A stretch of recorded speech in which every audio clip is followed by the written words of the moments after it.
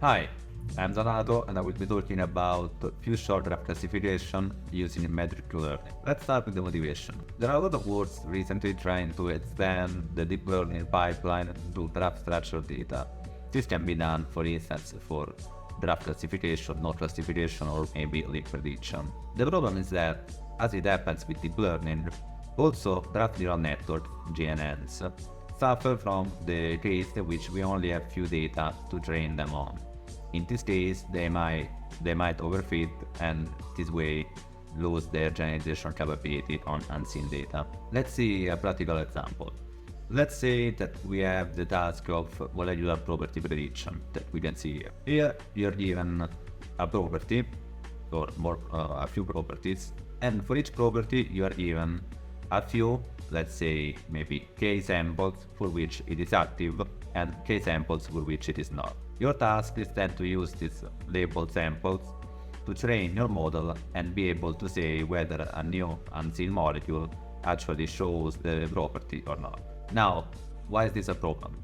Well, if you go and check on MoleculeNet, which is one of the most used datasets for the task, you will find that half of the properties are actually shared by less than 100 molecules. Now, this is not the kind of numbers we are used to in deep learning, where maybe you may have thousands to hundreds of thousands of samples per class.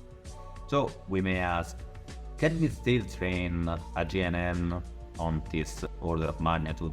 Is that something we can do? Well, likely the answer is yes, and the good thing is that we can do it without having to invent totally new baselines or techniques, but rather we can extend some existing one from the field of feature learning. Let's start with episodic training. Now, the observation we need to make is that, in general, if at test time or in production you are going to be in some setting, the best thing is to already train your model to operate in the same setting, or at least make it as close as possible. In this case, we know that at this time we are only going to see maybe k samples per each class.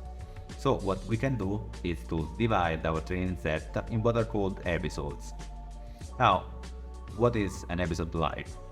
Let's see, like in this illustration here. We sample n classes out of all the possible classes, and for each class we sample k, in this case 4, samples for which we have the label, and this is going to be our support set. Now, for each class we also sample a number q, in this case 2, which is going to be our PD set.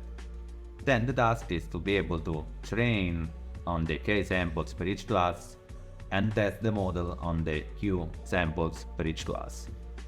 Now, of course, we want to make sure that the support set and the build set are actually disjoint. Okay, given such an episode, how can we actually predict what's the label for the query? Let's say that we only have one query here for simplicity. What we can do, and this is called prototypical network, we can embed the support samples via a GNN, we could usually do, and obtain an embedded for each of them. Now, what we can do is to take the mean or some other regression function of the support samples to obtain a class prototype. If we do that, we're going to have maybe n prototypes, where n is the number of classes. How do we now say what's the label for q?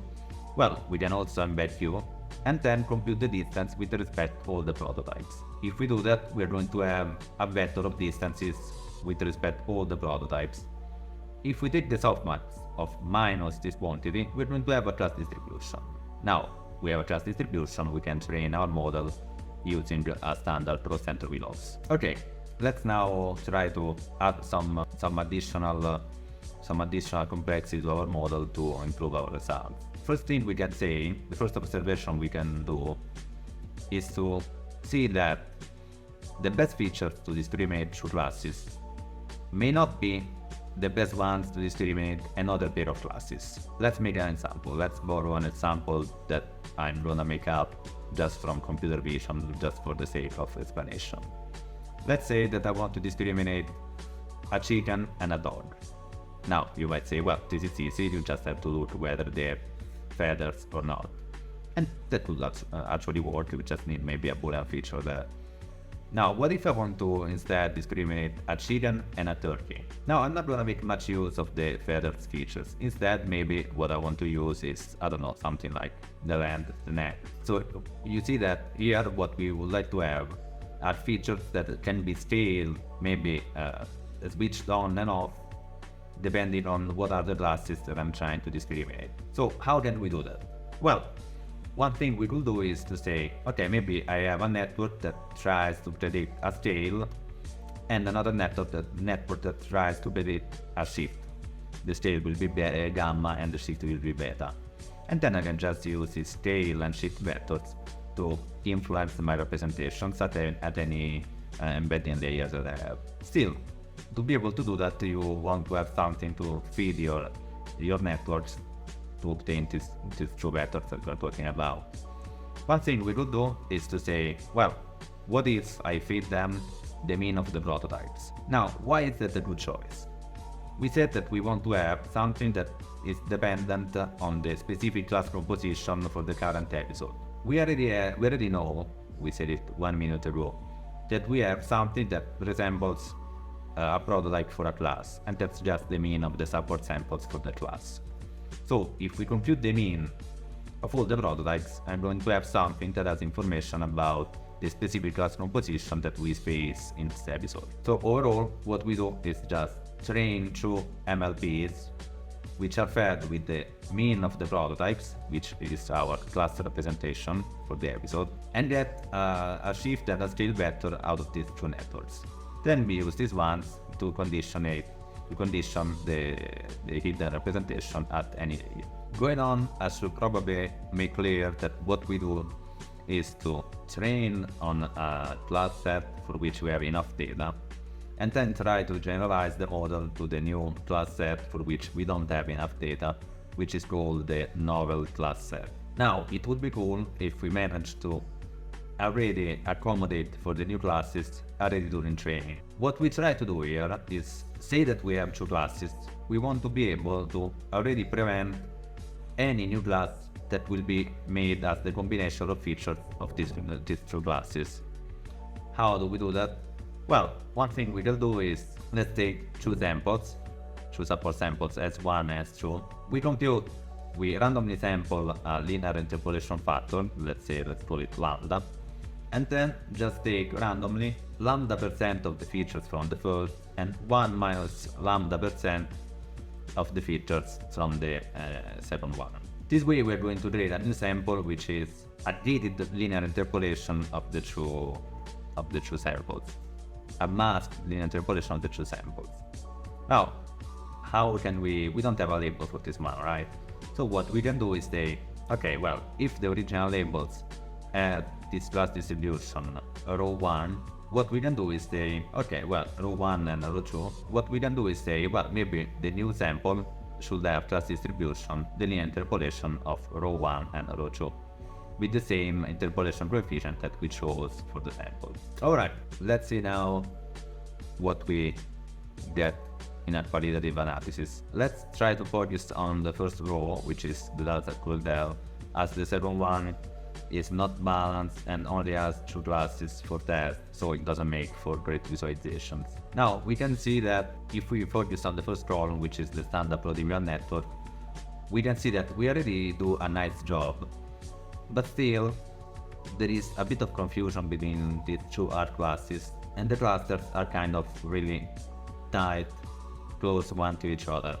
When we introduce the task adaptive embeddings, we see that we can now put some space among the clusters, among the different classes, and this already improves the performance by a few points. Then we see that if we add the mix-up argumentation, we can make the best clustering of the classes that we managed to do.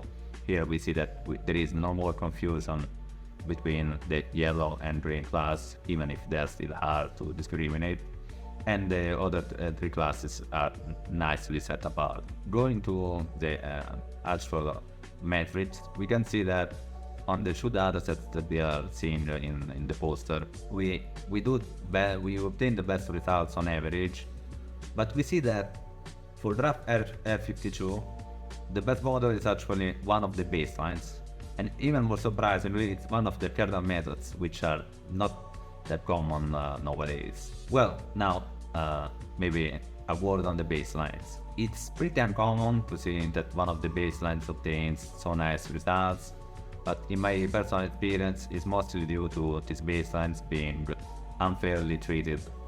Usually they are used with bad hyperparameters, they are not tuned, and so on. So I usually treat this kind of results as a safety check of the honesty of the paper. And it's nice to see that in some cases this may be actually the best way to go. If you only care about this kind of distribution, you may actually use a kernel method, and that's going to work nice, it's going to be efficient, and so on. In general, that's not always the best thing to do, and we can see that when we try the same method on another dataset in which it loses maybe 30% of the. This is because kernel methods don't offer the same flexibility of deep learning methods.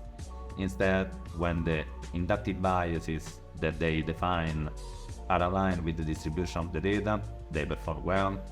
When they don't, they can be terribly bad. On average, considering all the existing works and all the baselines, we obtain the best results, and that's also true for more datasets that are presented in the paper. And we can see that this is partially due to the augmentations, to the extra architectural modifications that we added. Maybe a word about the complexity of the different methods. So kernel methods are really efficient, are really simple to employ.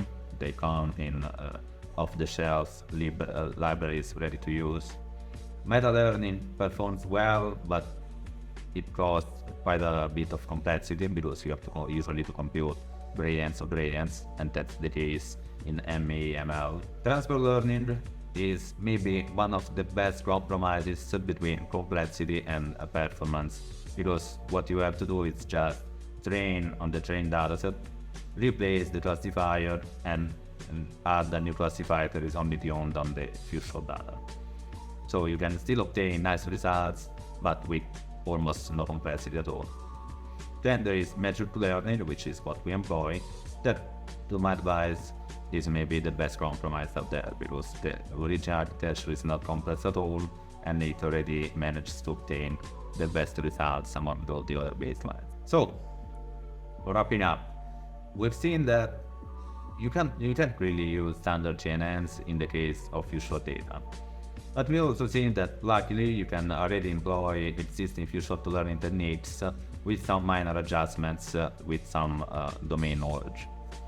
We've also seen that there isn't really a one-fits-all approach, and that's usually the case in most problems. But we've seen that metric learning performs the best on average. Finally, we've also seen that we can inject some improvements by adding task condition embeddings, which try to find the best features for the class composition at the hand. And we've also finally seen that if you try and explore the latent regions, expecting other classes at the train time, you can further improve your architecture. So that's all I wanted to say. Thanks for your attention.